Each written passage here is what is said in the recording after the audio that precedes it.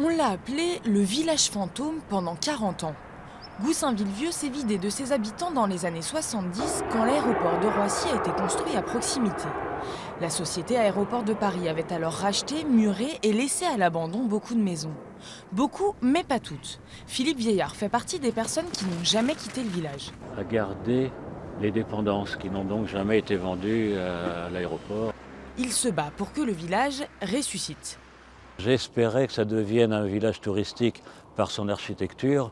C'est devenu un village touristique par ses ruines.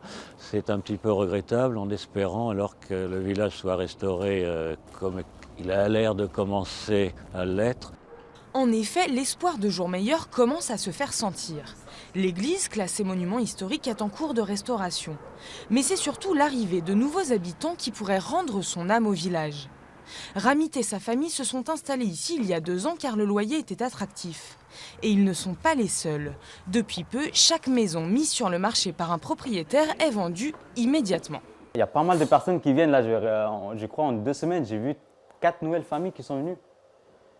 Et les 2 derniers mois, j'ai vu des gens qui sont venus à la maison demander comment vous vous sentez ici.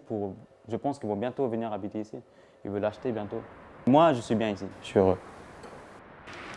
Les prix abordables et la crise du logement feraient donc oublier les nuisances sonores.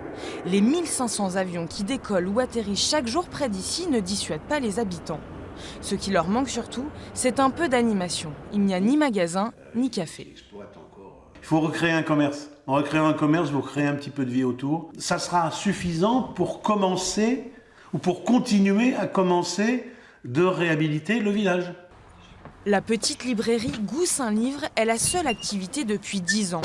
Les clients ne s'y bousculent pas, mais Nicolas, son propriétaire, espère bien voir s'ouvrir d'autres échoppes et recréer une vie de village.